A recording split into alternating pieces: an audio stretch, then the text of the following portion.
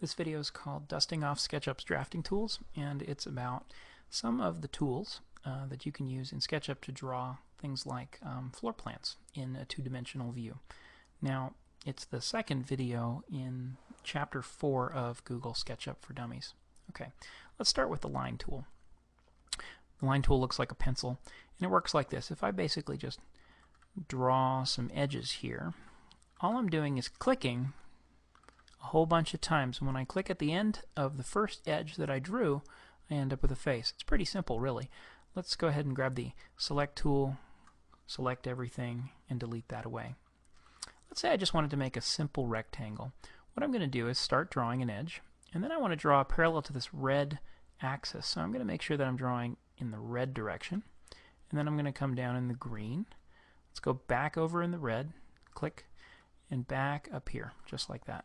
Now, if you need more information about the line tool, you can read about it all in Chapter 2, if you like. There's a lot more information there.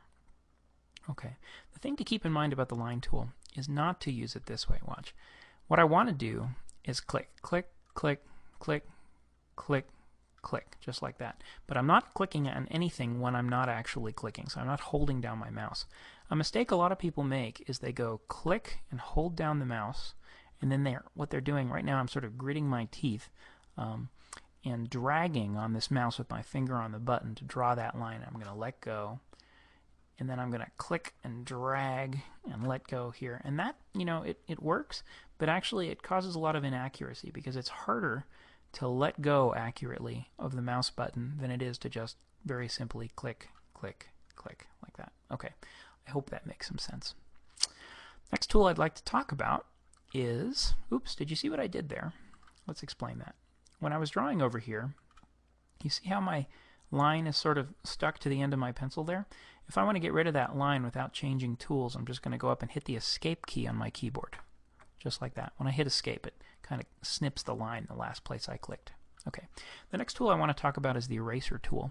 If I go on it up here, I'm just going to click on that. And there's two basic ways I can use erase. I can click on edges that I want to erase, click, click, just like that.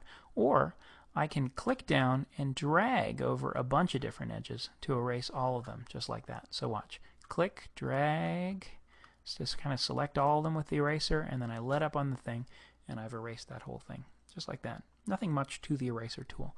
Click or drag, it works both ways. Let's talk about circles. This is the circle tool. It's pretty simple. I click to define the center, and then I click to define somewhere on the perimeter. Pretty simple, just like I said. Let's practice the eraser tool. Erase, erase that circle, just like that. The arc tool works like this. I click once to define one end of the arc. I click again to define the other end of the arc, and I click a third time to define what's called the bulge. Notice it says bulge down here. The bulge isn't the radius, it's sort of the length of the little green line that's right underneath my pencil right now. It's the amount that the arc sticks out. The little tool tip that you need to know about probably is if you kind of move this, eventually you'll hit this little thing that says half circle. And that's handy because a lot of the time you kind of do want to make half circles. So when you see that little half circle tooltip, click and you'll have a half circle. And you know, the world will be a better place. Okay, so I've got an arc. We covered circles. What I'm going to talk about now is the offset tool. Before I'm going to do that, I'm going to take the eraser and just erase out this edge like that. And let's go up and get the offset tool. Now, offset looks like a couple little concentric rings with a little red arrow in it. It's right here. And the way that it works is I can click on a face in my model, and when I click and then move my mouse around, I end up with a bunch of edges that are concentric. If it's possible to make concentric edges without having a circle, then these are concentric. Basically, they match inside or outside the edges that bound the shape that I clicked on. Okay, so I'm going to click there. And what I've got now, if I go up and get the select tool, is one face here and a face there. So I was able to create another face at an equal distance inside the first face just by using the offset tool. Okay, let's say that I wanted to offset not all four edges, but just these three edges. 1, 2, and 3 right there. I'm going to go up, I'm going to select those first, then I'm going to get the offset tool, and I'm going to offset those 3 edges away. Now, the cool thing there is that I didn't end up offsetting all 4, right? I just offset those 3 that I selected. So you can use offset on faces, and you'll do the entire perimeter of the face, or you can use it just on pre-selections of edges. What I'm going to do here is just kind of finish these two edges off with the line tool, just like that. And when I do that, I end up with a nice little, I guess I've got sort of a little half-round window or something like that. Maybe it's a door. I don't know. Doesn't really matter.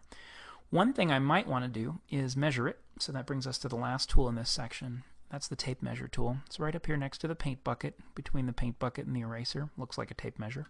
Click on that. And the key here is to watch this little VCB area down here in the lower right of your screen where it says length. Watch.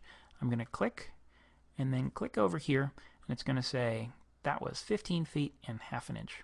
Or I could say, let's measure from there to there.